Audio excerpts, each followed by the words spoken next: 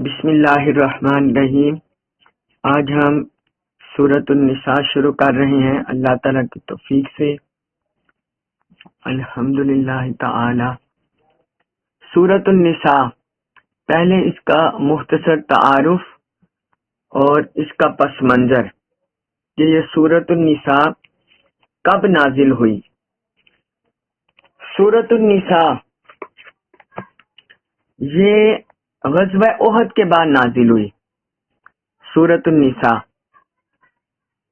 قرآن مجید کی ترتیب میں یہ چوتھی سورت ہے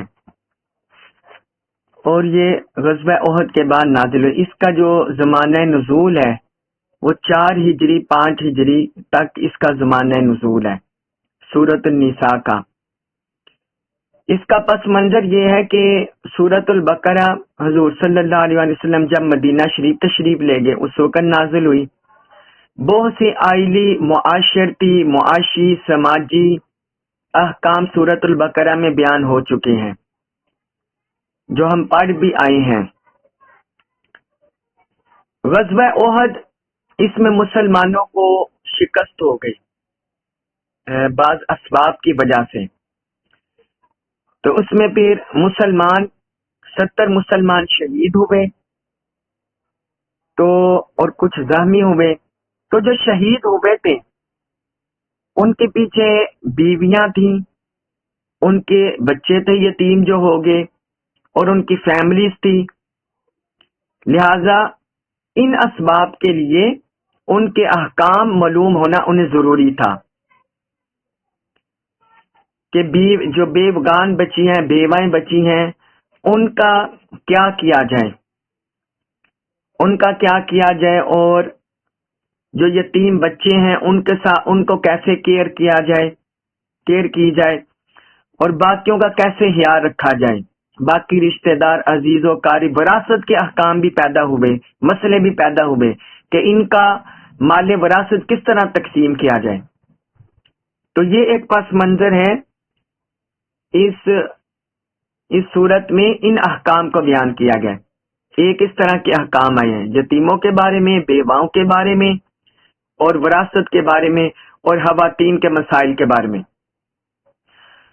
دوسرا، پھر کیونکہ اس دوران جنگیں بھی شروع ہو گئیں، حضور صلی اللہ علیہ وسلم نے اپنے صحابہ کو بھیجا مختلف غزوات میں، غزوہ ذات الرقاع ہوئی اور دوسرے بھی غزوات شروع ہو گئے۔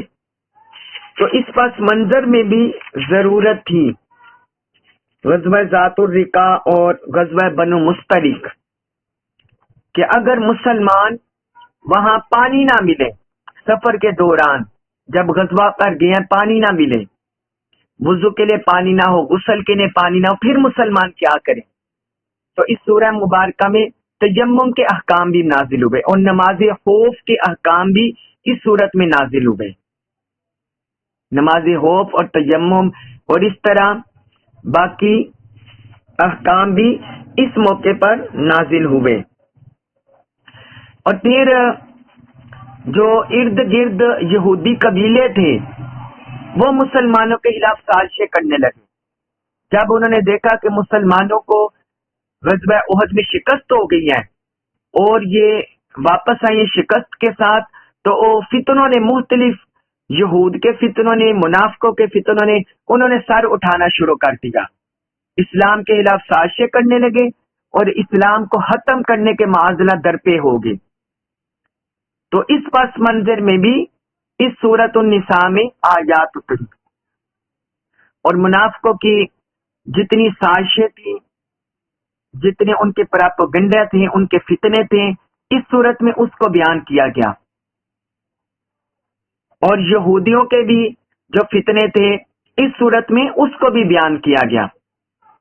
تو یہ 3-4 اسباب ہیں جن میں بہت زیادہ تفصیلی احکام، پھر آقا علیہ الصلوۃ والسلام کا مقام بھی منافقوں کو بیان کرتے ہوئے حضور صلی اللہ علیہ وسلم کا مقام، شان وہ بھی بیان کی گئی۔ تو اس پس منظر میں یہ صورت مبارکہ نازل ہوئی سورۃ النساء 4 ہجری اور 5 ہجری کے درمیان۔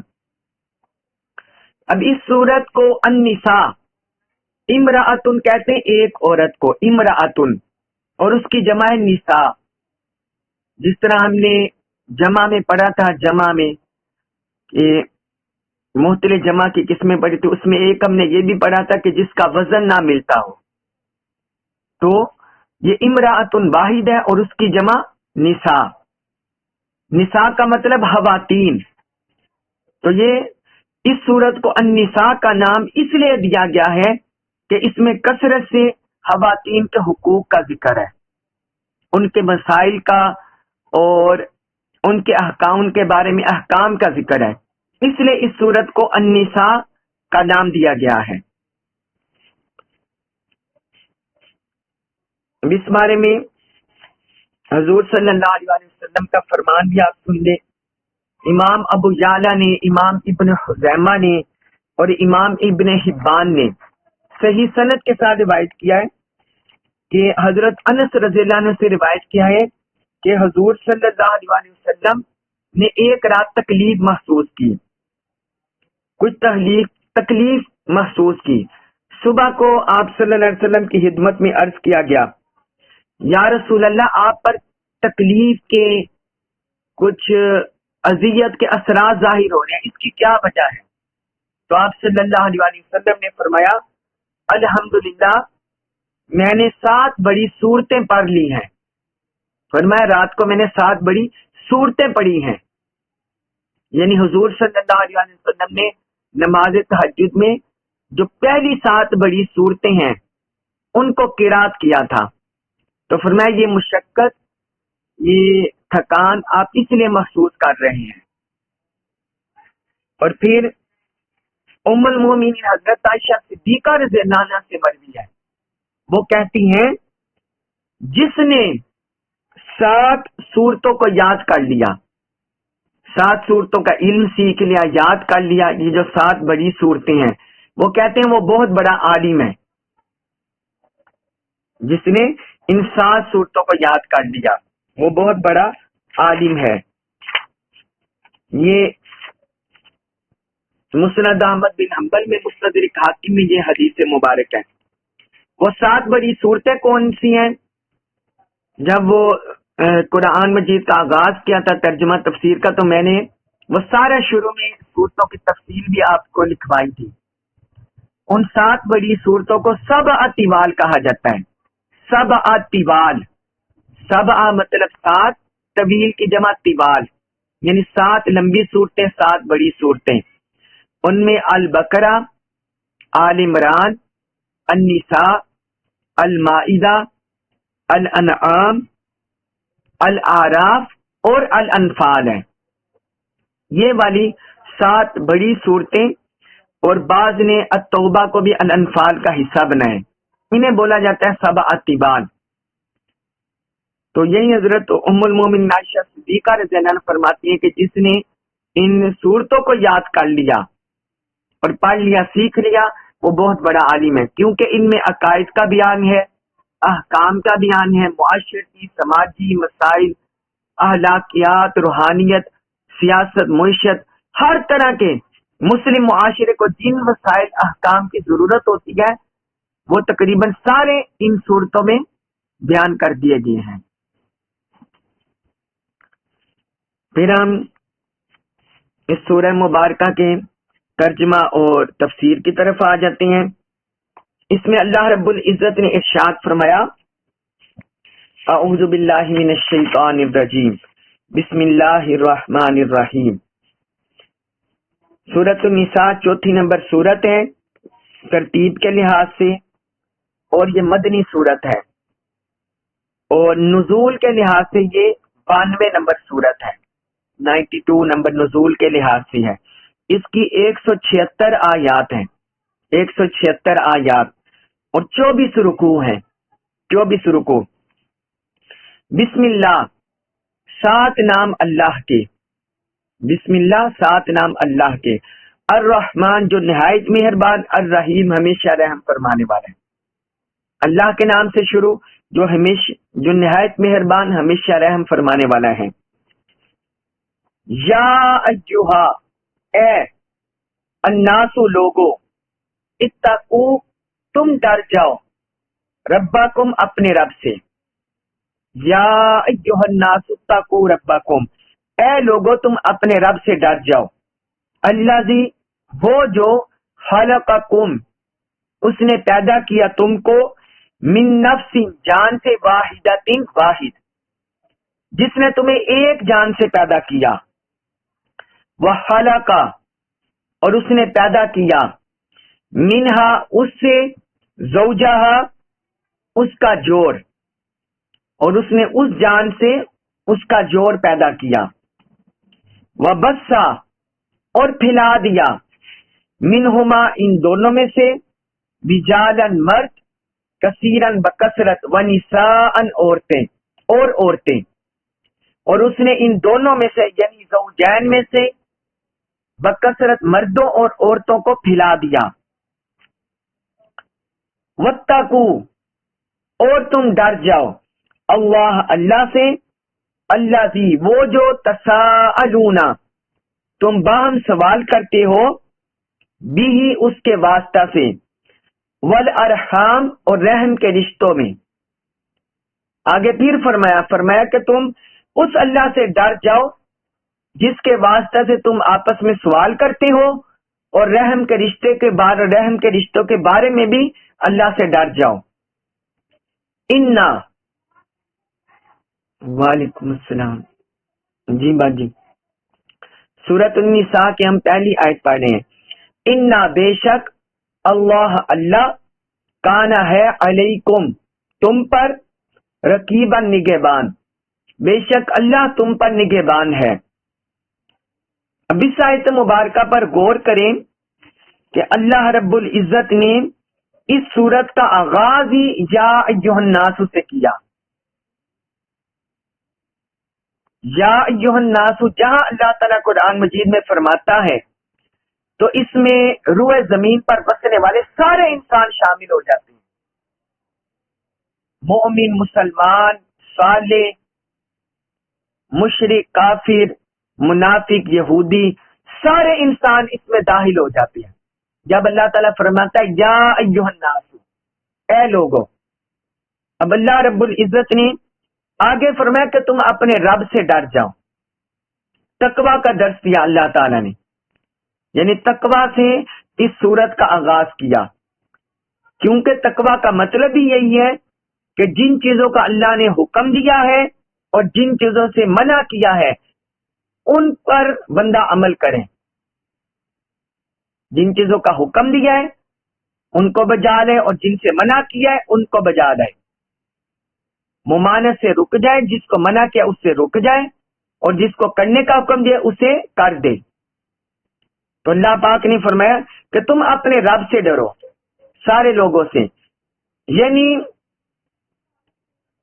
چاہے انسان، کوئی بھی انسان اللہ پر ایمان نہ لائے، لیکن ہر دین میں، ہر مذہب میں ماننے والے کے اندر یہ تصور موجود ہے کہ ایک ساری کائنات سے بالا ایک ہستی ہے جو رزق دے رہی ہے، حتیٰ کہ مشرک بت پرست وہ بھی ایک ذات باری تعالیٰ کو، وجود باری تعالیٰ کو مانتے ہیں، جو سب سے بڑے وجود کے قائل ہیں کہ اس پوری کائنات کو رزق دینے والا، پالنے والا وہ ایک ذات ہے، اگرچہ ساتھ ساتھ انہوں نے معبودان باطلہ بھی بنا لیے ہیں۔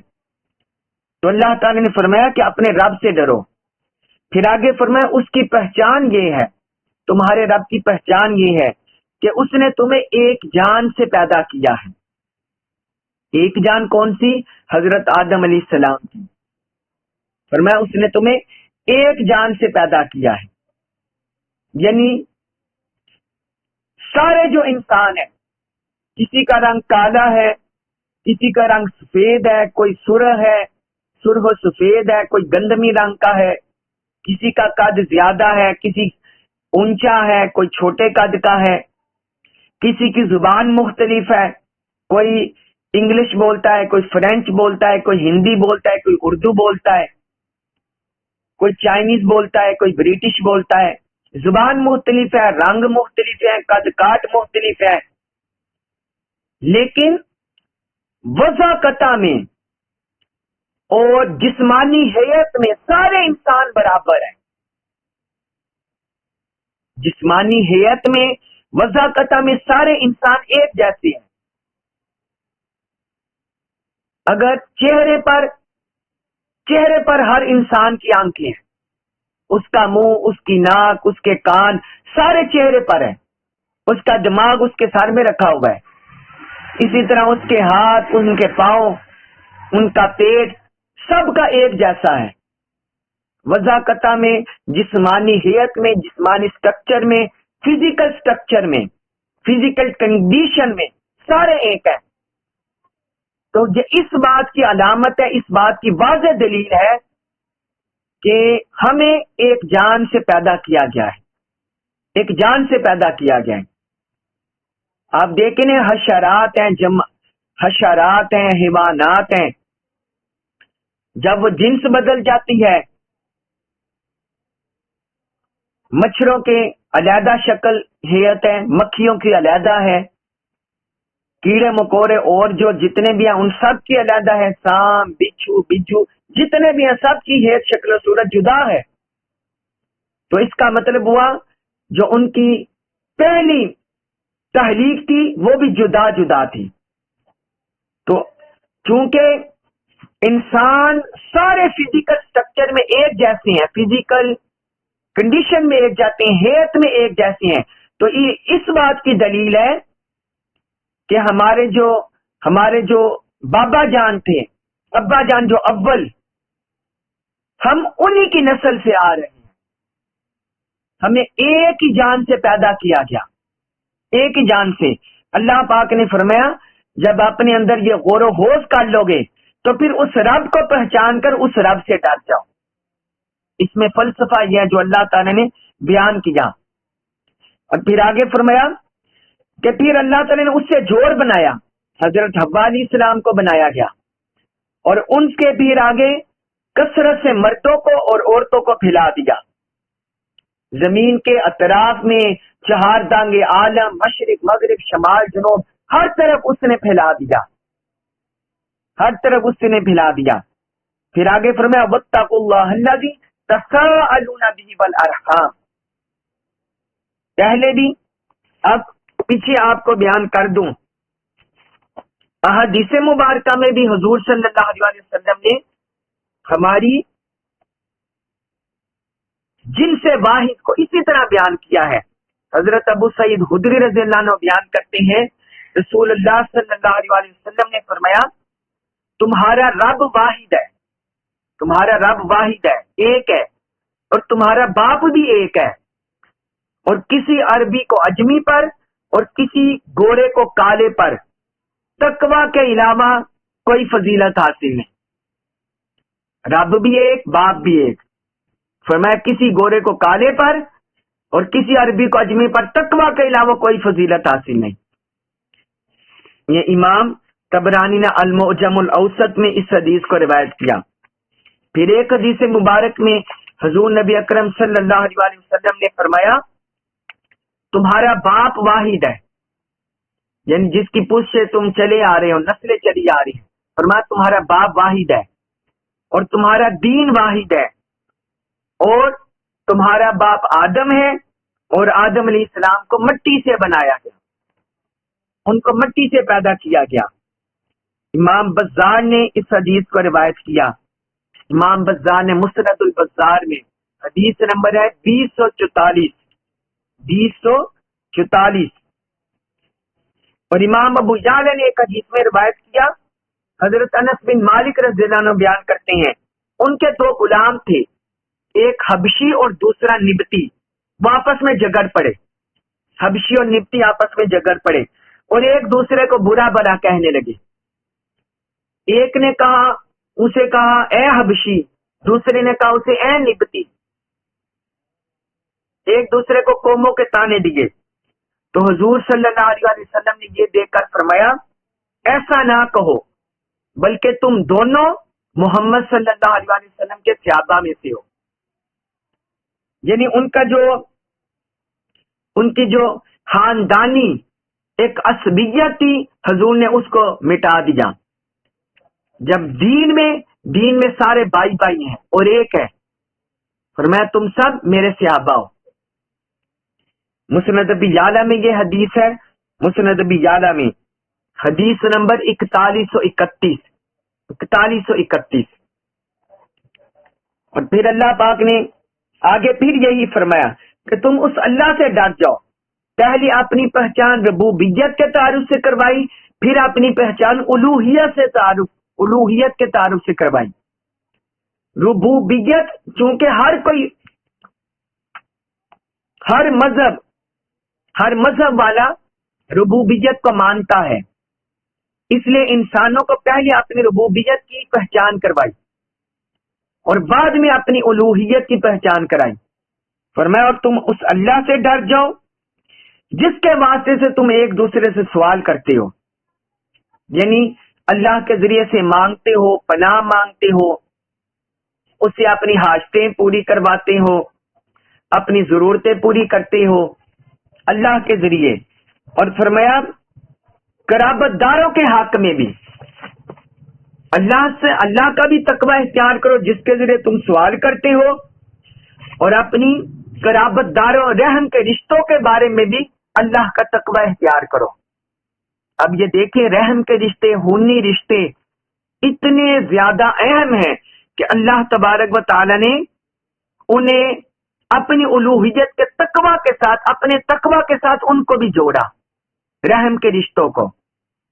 آج ہمارے اندر مختلف چھوٹی چھوٹی باتوں پر رحم کے رشتوں کو کاٹا جاتا ہے، خونی رشتوں کو کاٹا جاتا ہے، اور لوگ چھوٹی چھوٹی باتوں پر ناراض ہو جاتے ہیں۔ یہ اللہ تعالیٰ اور اللہ کے رسول کو پسند نہیں ہے، بلکہ فرمایا تم اللہ کا بھی تقوی اختیار کرو جس کے ذریعے تم سوال کرتے ہو، اور ساتھ والارحام فرمایا کہ رحم کے رشتوں کے بارے میں بھی اللہ کا تقوی یاد رکھو۔ حضرت ابو ہریرہ رضی اللہ عنہ بیان کرتی ہیں حضور نبی اکرم صلی اللہ علیہ وسلم نے فرمایا رحم فرمایا یہ رحمان کے آثار میں سے ایک اثر ہے، یعنی جو رحم کا رشتہ ہے، رحم جو ہے یہ رحمان سے نکلا ہوا ہے۔ اللہ تعالی نے رحم سے فرمایا جو تجھے جوڑے گا میں اسے جوڑوں گا، اور جو تجھے کاٹے گا، قطع تعلقی کرے گا، میں اس کو قطع کر دوں گا۔ یہ صحیح البخاری میں حدیث ہے، حدیث نمبر 5988 5988، اور صحیح مسلم میں حدیث ہے، حدیث نمبر 2554۔ تو اللہ پاک نے یہ پھر فرمایا ان اللہ کان علیکم رقیبا، بے شک اللہ تم پر نگہبان ہے۔ تم کیسے اس کی ربوبیت کا خیال رکھتے ہو، کیسے اس کی الوہیت کا خیال رکھتے ہو، کیسے اپنے خونی رشتوں کو نبھاتے ہو، اور کیسے تکریم انسانیت کرتے ہو۔ یہ اللہ تعالیٰ تمہارے سارے اعمال کو ملاحظہ کر رہے، نگہبان ہے۔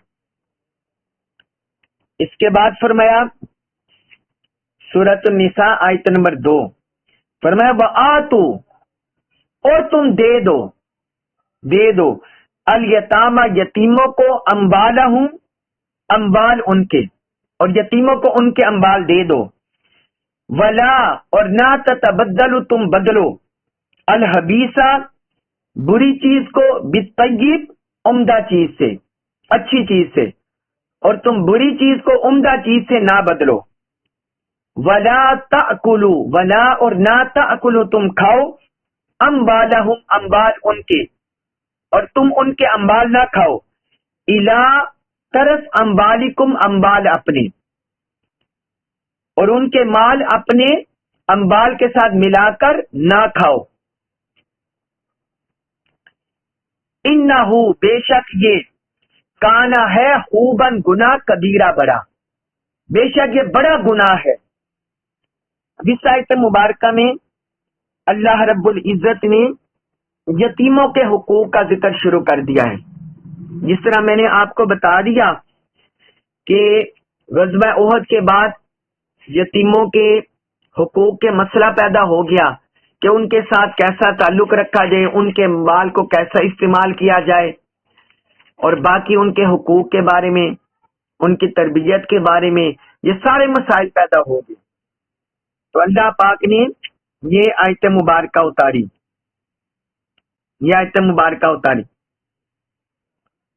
اس کا ایک پس منظر یہ بھی بیان ہوا ہے کہ ایک شخص تھا غطفان کا ایک شخص، اس کے پاس اس کے یتیم بھتیجے کا بہت سارا مال تھا۔ جب یتیم بالغ ہوا تو اس نے اپنا مال طلب کیا، اس کے چچا نے منع کر دیا، تو اس موقع پر یہ آیت مبارکہ اتری، فرمایا جو یتیموں کے مال ہیں وہ تم انہیں دے دیا کرو، جب انہیں ضرورت ہو ان کے مال انہیں دے دیا کرو، یہ نہ ہو کہ ان کا مال اپنے پاس سنبھال کے رکھو اور اپنے کاروبار بڑھاتے رہو، اپنی عیش و عشرت میں رہو اور یتیم کو قسم پرسی کے حالات میں چھوڑ دو، یتیم کو اس کے معاشرے کے دھکے کھانے کے لیے چھوڑ دو۔ حضرت ابو ہریرہ رضی اللہ عنہ سے مروی حدیث ہے، حضور صلی اللہ علیہ وسلم نے یتیموں کے حق کے بارے میں فرمایا مسلمانوں کا سب سے اچھا گھر وہ ہے جس میں یتیم کے ساتھ اچھا سلوک کیا جائے۔ مسلمانوں میں سے سب سے اچھا گھر وہ ہے جس میں یتیم کے ساتھ اچھا سلوک کیا جائے، اور فرمایا سب سے برا گھر وہ ہے جس میں یتیم کے ساتھ بدسلوکی کی جائے۔ یہ سنن ابن ماجہ میں حدیث ہے، حدیث نمبر 3679 یہ حدیث مبارک ہے۔ اور پھر اللہ تعالیٰ نے اس میں یہ بھی فرمایا ہے کہ تم ان کے مالوں کو مکس اپ نہ کرو، ایک تو فرمایا جب انہیں ضرورت ہو ان کے مال دے دیا کرو، اور دوسرا فرمایا کہ بری چیز کو عمدہ چیز سے نہ بدلو۔ یعنی یتیموں کا اچھا کاروبار تھا، کسی بندے نے اسے اس کا مال دینا چاہا تو اس کا اپنا کاروبار نہیں چلتا تھا، تو اس نے اپنا کاروبار اسے دے دیا۔ یعنی یتیم وہی ہوتے ہیں نا جو کسی کی کفالت میں آتے ہیں، کسی اپنی چچا کی کفالت میں چلے گئے، تایا کی کفالت میں چلے گئے، دادا کی، نانا کی، کسی بھی کفالت میں چلے گئے، تو وہ اس کا عمدہ مال لے لے اور گٹیا مال دے دے، تو یہ اللہ پاک نے فرمایا منع ہے۔ اور پھر آگے فرمایا کہ ان کے مال کو اپنے مال کے ساتھ ملا کر نہ کھاؤ، یتیم کی پرورش کا بہانہ کر کے ان کا مال بندہ اڑاتا رہے، کھاتا رہے، عیاشی میں، عیش و عشرت میں۔ ہاں اگر ضرورت ہو، ضرورت کے مطابق، یعنی جتنی یتیم کو ضرورت ہے، یا اگر کسی بندے کے حالات تنگ ہیں تو پھر وہ اس میں سے بقدر ضرورت لے سکتا ہے، پھر بقدر ضرورت خرچ کر سکتا ہے، اور اگر اس کے حالات صحیح ہیں، ٹھیک ہیں، درست ہے، مالدار ہے، کھاتا پیتا ہے، لیکن پھر بھی اس کے ہاں یتیم ہے اور وہ اپنا مال یتیموں کو نہیں کھلانا چاہتا تو نہ کھلائے، یتیموں کا مال انہیں کھلا دے، مگر ان کے مال کو اپنے مال کے ساتھ ضائع کرنا یہ اللہ تعالی نے حرام قرار دیا ہے۔ اس کو آگے فرمایا انہ کان حوبا کبیرہ، یہ کبیرہ گناہ ہے۔ اللہ تعالیٰ نے قرآن میں اس کی مذمت کر دی کہ یہ کبیرہ گناہوں میں سے ہے، اس طرح یتیم کا مال کھانا۔ حضرت ابو ہریرہ رضی اللہ عنہ سے بھی مروی حدیث ہے کہ رسول اللہ صلی اللہ علیہ وسلم نے فرمایا 7 ہلاک کرنے والی چیزوں سے بچو، فرمایا 7 ہلاک کرنے والی چیزوں سے بچو۔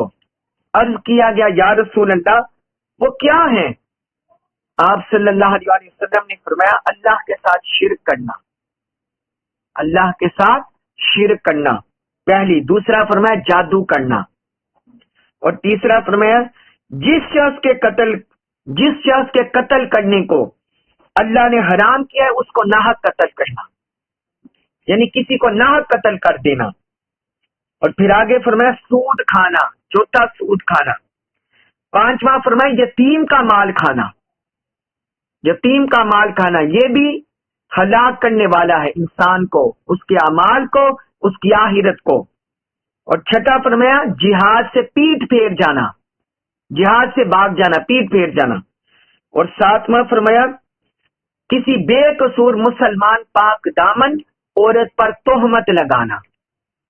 حضور صلی اللہ علیہ وسلم فرمایا ان 7 ہلاک کرنے والی چیزوں سے بچو، یہ ہلاک کرنے والی ہیں، برباد کرنے والی ہیں۔ یہ صحیح البخاری میں حدیث ہے، حدیث نمبر 6857، 6857، اور صحیح مسلم میں حدیث ہے، حدیث نمبر 89۔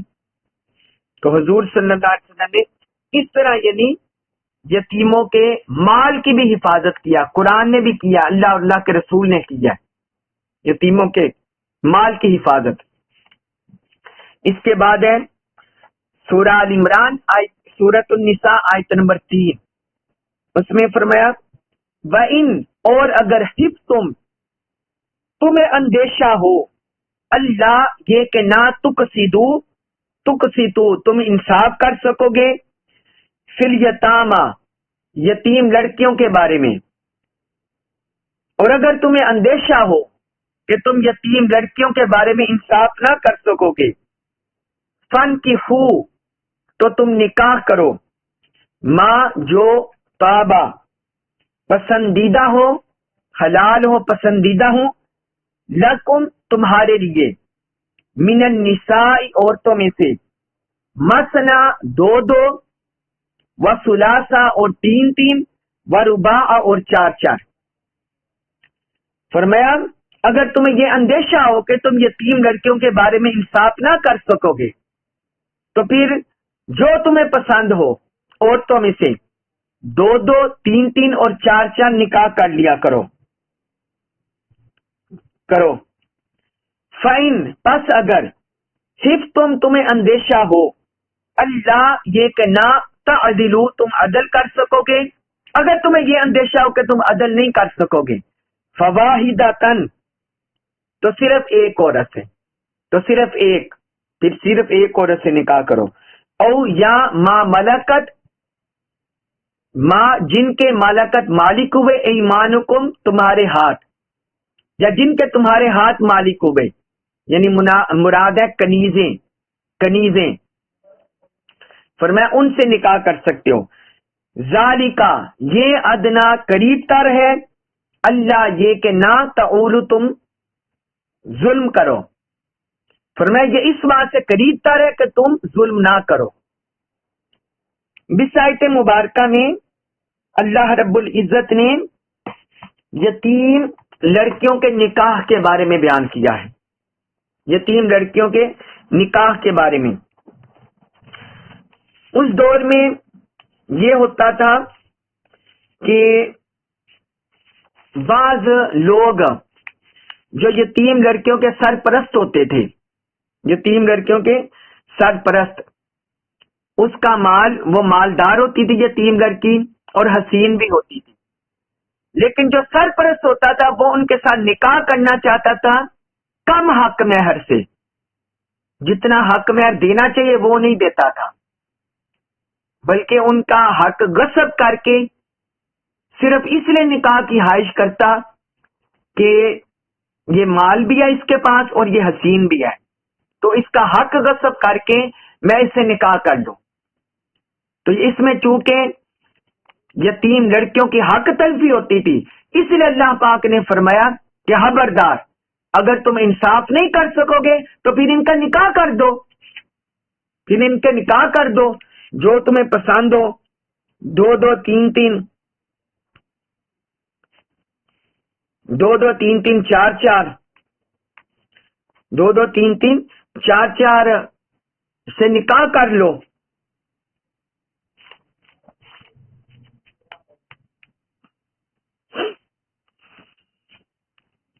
یعنی جو دوسری لڑکیاں ہیں ان سے فرمایا کہ اور جو لڑکیاں جو انہیں پسند ہیں ان یتیم لڑکیوں کے سوا ان سے وہ نکاح کر لیں۔ اب میں آپ کو اس آیت مبارکہ کے پس منظر میں کچھ نکاح کے بارے میں بتانا چاہتا ہوں، کچھ احکام، کچھ مسائل، تاکہ آپ کو پتہ چل جائے نکاح اس کے حق مہر کے بارے میں بھی، اور ساری یہ آپ کو کچھ بتا دوں۔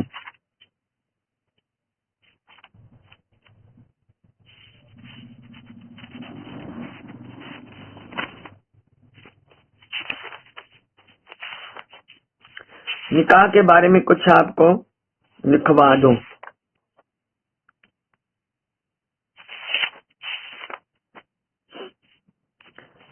نکاح کے بارے میں حضور نبی اکرم صلی اللہ علیہ وسلم نے فرمایا،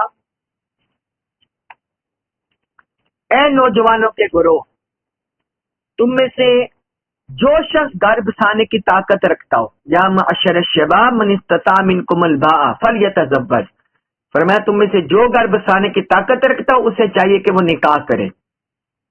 پھر آگے فرمایا کیونکہ نکاح نظر کو زیادہ نیچے رکھتا ہے، فإنه اغض للبصر واحسن للفرج، آگے اس کی حکمتیں بیان کی کہ یہ نظر کو زیادہ نیچے رکھتا ہے اور شرمگاہ کی زیادہ حفاظت کرتا ہے۔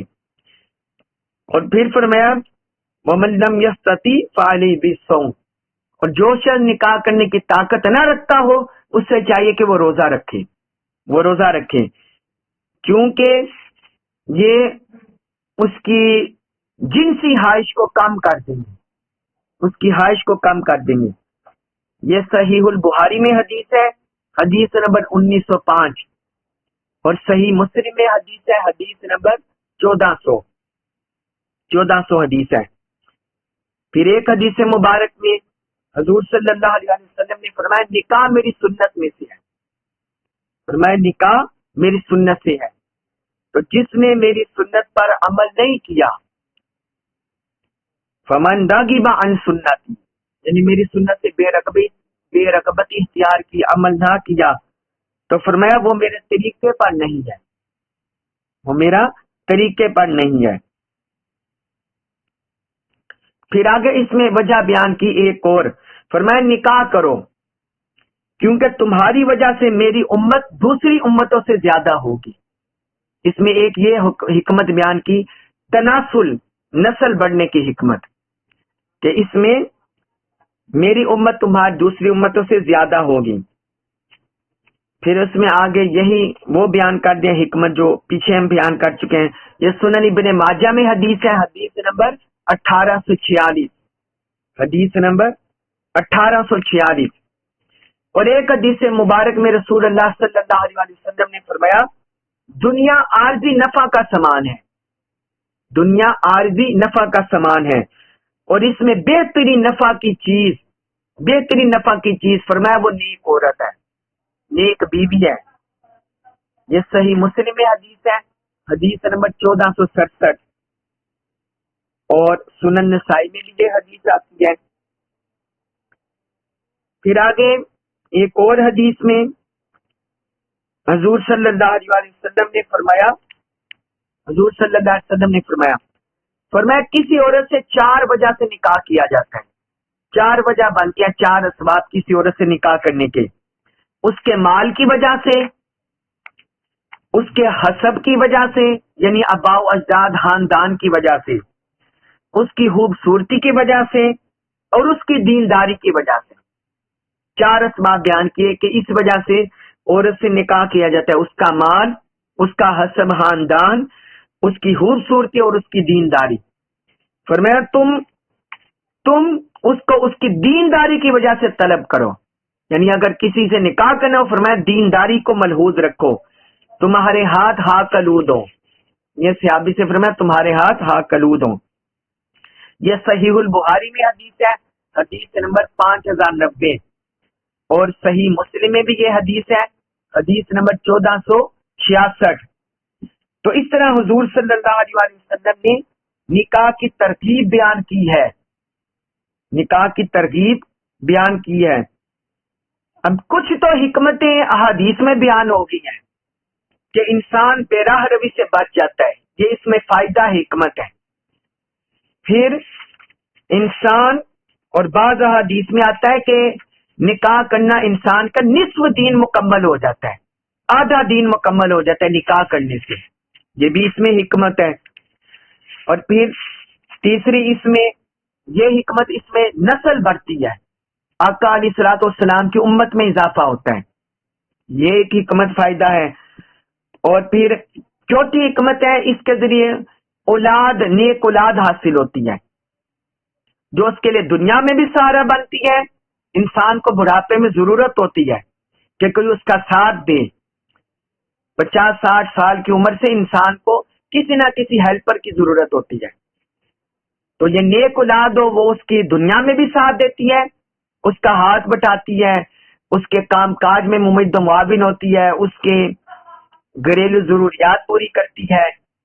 پھر آخرت میں بھی نیک اولاد والدین کے لیے اجر و ثواب کا باعث بنتی ہے، اجر و ثواب کا باعث بنتی ہے، یہ بھی ایک حکمت ہے۔ پھر ایک اور حکمت، پانچویں حکمت ہے کہ جس کے ہاں اولاد ہوتی ہے تو وہ اولاد کی تعلیم و تربیت کر کے وہ گویا رب تعالیٰ کی ربوبیت کا فیض پاتا ہے، اللہ تعالیٰ کی ربوبیت کا فیض پاتا ہے۔ جس طرح اللہ تعالیٰ نے ہمیں دعا سکھائی ہے والدین کے لیے، رب ارحمہما کما ربیانی صغیرا، یا اللہ میرے والدین پر رحمت فرما، جس طرح انہوں نے مجھے پالا پوسا، جس طرح انہوں نے میری ربوبیت کی۔ تو اولاد سے ربوبیت کا فیض بھی بندے کو ملتا ہے۔ پھر اس میں چھٹی حکمت ہے کہ جب کسی کے ہاں کسی کی شادی ہوتی ہے، بیوی ہوتی ہے، بچے ہوتے ہیں، تو انسان پر ذمہ داریوں کا اضافہ ہو جاتا ہے، اس کی توانائیاں، صلاحیتیں، اس میں اضافہ ہوتا ہے، اس کی صلاحیتوں میں اضافہ ہوتا ہے۔ پھر ساتویں حکمت، انسان کو چونکہ جنسی خواہش ہے، لہٰذا بیوی کے ذریعے اسے ایک جسمانی اور اس طرح روحانی طور پر سکون بھی ملتا ہے، جس کو قرآن نے بھی بعض مقام پر بیان کیا ہے۔ تو یہ، اور پھر آج بھی ایک معاشرتی طور پر حکمت اس میں فائدہ ہے کہ نکاح کی وجہ سے انسان کے کئی رشتہ داریاں قائم ہوتی ہیں، کئی رشتہ داریاں قائم ہوتی ہیں، تو معاشرتی سماجی روابط میں اضافہ ہوتا ہے، اس کے سوشل کنٹیکٹ میں اضافہ ہوتا ہے، سوشل ایکٹیویٹی میں اضافہ ہوتا ہے، یہ بھی اس میں حکمت ہے۔ تو یہ ساری حکمتیں ہیں جو نکاح کو اللہ پاک نے اس کا حکم دیا ہے۔ اور پھر اس میں فرمایا 2-2 3-3 4-4۔ اب بعض جو مغربی ہیں، مغربی مستشرقین جنہیں بولتے ہیں، جو اسلام پر اعتراض کرتے ہیں، اورینٹلسٹ، وہ اس تعدد ازواج پر بڑے سیہپا ہوتے ہیں کہ اسلام نے کیوں تعدد ازواج کی اجازت دے دی، 4 شادیوں تک کی کیوں اجازت دے دی۔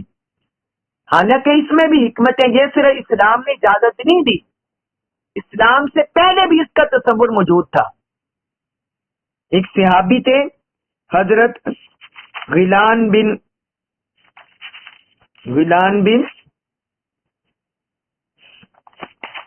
سقفی، حضرت غیلان بن سلمہ سقفی، غیلان بن سلمہ سقفی، جب وہ مسلمان ہوئے تو ان کے پاس 10 بیویاں تھیں، 10 بیویاں تھیں ان کی۔ اور اسی طرح حضرت قیس بن حارث رضی اللہ عنہ، جب وہ مسلمان ہوئے تو ان کے پاس 8 بیویاں تھیں۔ اس طرح اسلام کی تاریخ سے پہلے جب ہم پڑھتے ہیں تو لوگوں کے پاس 30 شادیاں تھیں، 30 شادیوں تک انہوں نے کی ہوئی تھی۔ تو یہ پہلے بھی تصور تھا، اسلام نے تو اس کی حد بندی کر دیا، لمیٹیشن کر دیا، لمیٹیشن کر دیا ہے تاکہ عورتوں کے حقوق کی بھی حق تلفی نہ ہو اور مردوں کے حقوق کی بھی حق تلفی نہ ہو۔ اب اس میں مردوں کے لیے کس طرح، اس میں دیکھیے کیا حکمتیں جو 4 شادیوں تک اللہ تعالی نے مقرر کر دی، 4 شادیوں کو مقرر کرنے کی کیا حکمت ہے۔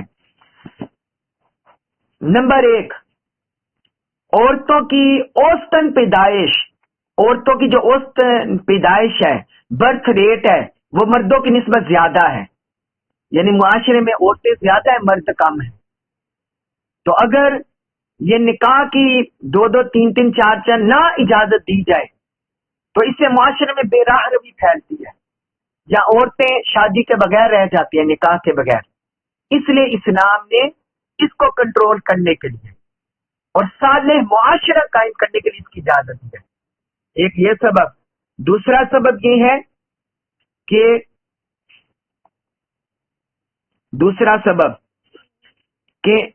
جو بالعموم جو مرد ہیں، عمومی طور پر، جنرل طور پر مردوں کی جو جنسی خواہش ہے وہ عموماً 60-70 سال تک بھی برقرار رہتی ہے، جبکہ بچوں کی پیدائش کے ساتھ عورتوں کی یہ جنسی خواہش جو اللہ تعالیٰ نے قدرتی بنائی ہوئی ہے وہ کم ہوتی جاتی ہے، حتیٰ کہ 50 سال کی ایج تک اکثر کی ختم ہو جاتی ہے. تو اس لیے مردوں کے لحاظ سے فطری طور پر اس کی خواہش کو پورا کرنے کے لیے اللہ پاک نے اس کی اجازت رکھی ہے. اور پھر تیسری یہ بھی ہوتے ہیں کہ بعض اوقات بیوی یعنی کوئی مرض کی وجہ سے یا بیماری کی وجہ سے یا قدرتی کوئی مسئلے کی وجہ سے وہ اولاد پیدا نہیں کر سکتی، تو کیا مرد اس کو طلاق دے دیں؟ تو اس سے بھی یہ بھی کیا کہتے ہیں، حق تلفی ہو جاتی ہے اور بعض کا ظلم ہو جاتا ہے کہ قدرتی امر ہوتا ہے، اللہ کی طرف سے کوئی مسئلہ نہیں ہوتا، مرض وغیرہ نہیں ہوتا. لہذا اللہ تعالیٰ نے اس صورت میں بھی ایک یہ بھی حکمت ہے جو شادیوں کی 4 تک اجازت دی. اور پھر بعض اوقات متعدی امراض میں بھی خواتین گرفتار ہو جاتی ہیں، تو اس لیے بھی اللہ پاک نے یہ اجازت دی ہے. اب ذہن میں سوال آ سکتا ہے کہ عورتیں کیوں نہیں زیادہ شادیاں کر سکتی؟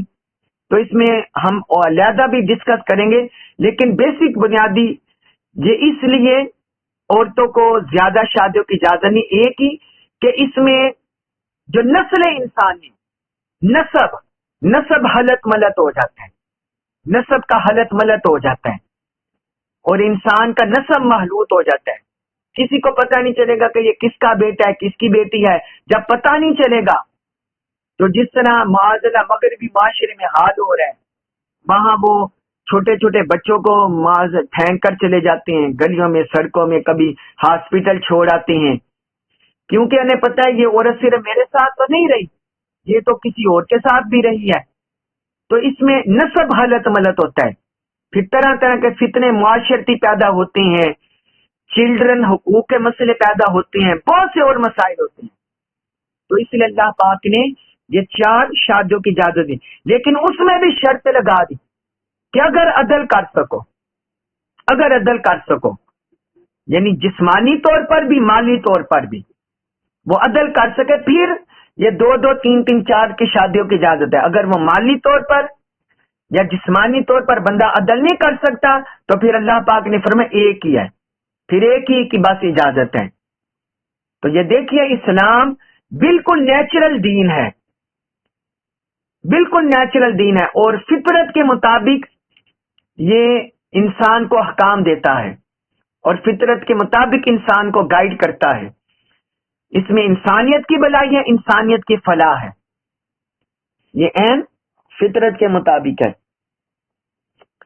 تو فرمایا ذالکا ادنا، یہ اس بات سے قریب تر ہے کہ تم سے ظلم نہ ہو، اللہ تعالی کہ تم سے ظلم نہ ہو.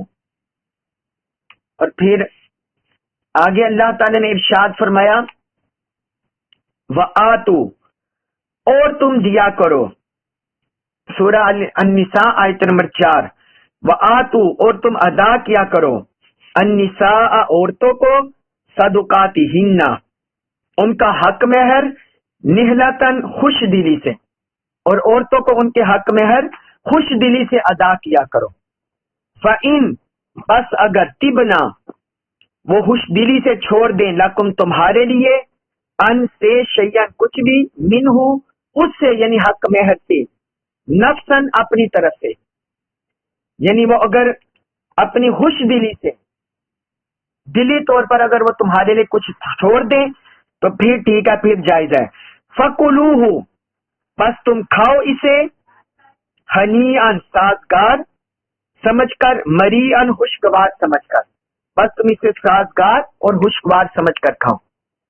اب اس آیت مبارکہ میں اللہ تعالی نے ازدواجی حقوق میں عورتوں کا ایک اور حق بیان کر دیا کہ ان کا حق مہر بھی ادا کرنا ہے، ان کا حق مہر بھی ادا کرنا ہے. اور یہ حق مہر اتنا ہے کہ یہ باقی کسی مذاہب میں مقرر نہیں کیا گیا. بعض لوگ خواتین کے حقوق کا بڑا وبیلہ کرتے ہیں اور کہتے ہیں کہ اسلام عورتوں کے حق نہیں دیتا. وہ دراصل ہسٹری نہیں پڑھتے اور انہیں پتہ ہی نہیں ہوتا کہ باقی مذاہب میں کیا عورتوں کو حقوق دیے گئے ہیں اور اسلام میں کیا دیے گئے ہیں. یہ حق مہر اسلام سے پہلے کسی مذہب میں نہیں تھا. کسی مذہب کسی دین میں حق مہر مقرر نہیں کیا گیا. اسلام نے یہ حق مہر مقرر کیا عورتوں کا. اور یہ بھی کس لیے؟ یہ ان کی پروٹیکشن کے لیے، ان کی جسمانی، ان کی یہ ازدواجی تعلق کی ان کی عصمت کی پروٹیکشن کے لیے، عصمت کے تحفظ کے لیے اسلام نے مقرر کیا ہے.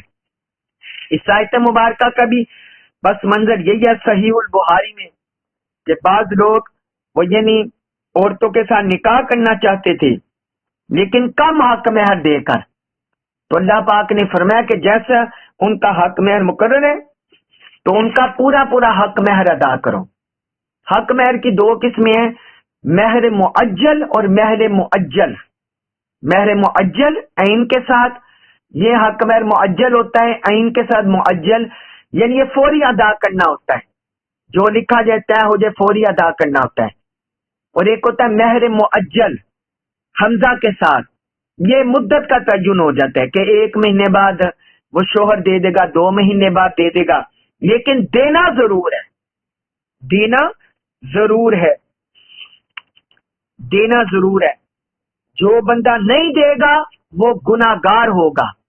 اس میں آپ کو اس کی ترغیب میں آپ کو ایک حدیث سنا دوں. رسول اللہ صلی اللہ علیہ وسلم نے فرمایا جس شخص نے کسی عورت کا مہر مقرر کیا، حق مہر مقرر کیا، اور اللہ کو علم ہے کہ اس کا ارادہ حق مہر ادا کرنے کا نہ تھا، یعنی اس نے دھوکہ دینے کے لیے حق مہر مقرر کر دیا لیکن اس کی نیت میں یہ رکھی میں حق مہر ادا نہیں کروں گا، تو فرمایا اس شخص نے اس عورت کو دھوکہ دے کر اس کی عصمت کو اپنے اوپر حلال کر لیا.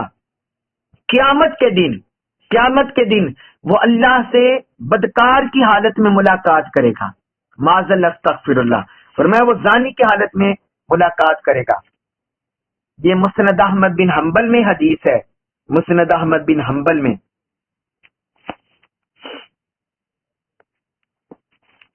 مسند احمد بن حنبل میں حدیث ہے.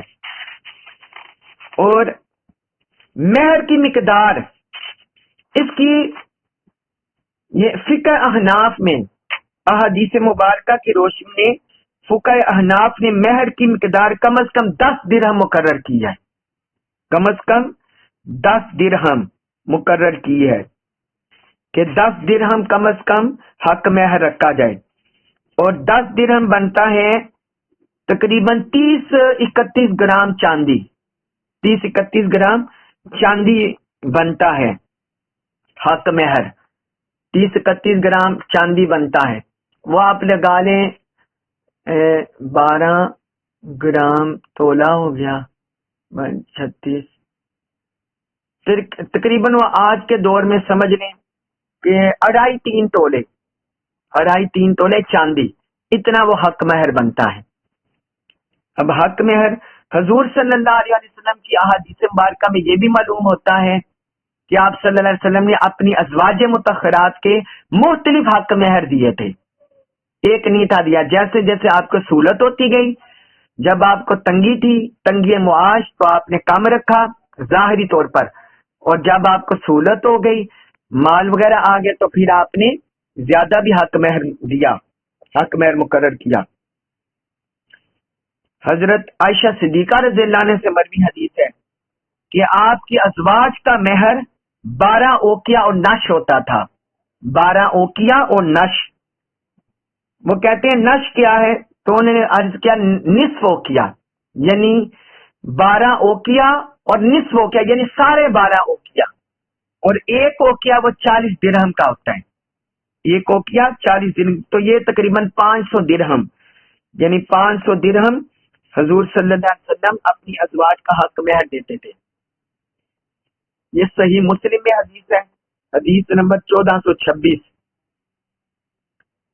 اور حضرت ام حبیبہ رضی اللہ عنہ بیان کرتی ہیں کہ جب حضور سے ان کا نکاح ہوا تو حضور نے ان کو 4000 درہم حق مہر ان کا لکھا. 4000 درہم. حضرت ام حبیبہ. اور اسی طرح حضرت ام المومنین حضرت عائشہ صدیقہ، ان کا جو حق مہر تھا وہ 40 درہم تھا.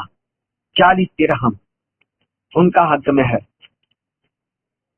اور حضرت صفیہ رضی اللہ عنہ، ان سے جب آپ نے نکاح کیا ان کو آزاد کر دیا، فرمایا یہی ان کا حق مہر ہے. صحیح البخاری حدیث نمبر 5086. اس طرح یہ ساری احادیث مبارکہ ہے. تو بہرحال میں نے آپ کو بتا دیا کہ حق مہر یہ عورت کا حق ہے. تو اللہ تعالیٰ نے فرمایا جو تم مقرر کر دو تم نے اسے ادا کرنا ہے اور اس میں کوئی کمی نہ کرے. ہاں اگر عورت خود چھوڑنا چاہے، اپنی مرضی سے کچھ حصہ چھوڑنا چاہے، وہ چھوڑ سکتی ہے، اسے اجازت ہے. لیکن مرد کے یہ اختیار میں نہیں ہوگا. اگر وہ نہ کرے گا اور اگر نیت میں کھوٹا ہوگا تو اللہ کے ہاں مجرم ہوگا، گناہ گار ہوگا. اللہ تبارک و تعالی ہمیں دین کا، قرآن مجید کا کما کو فہم نصیب فرمائے اور ہمیں ان احکام پر عمل پیرا ہونے کی توفیق عطا فرمائے. اور اللہ تعالی ہمیں اپنے فضل و کرم رحمت سے اس صورت کو بھی اور پورے قرآن مجید کے مکمل کرنے کی توفیق عطا فرمائے. وما علیہ الا البلاغ المبین.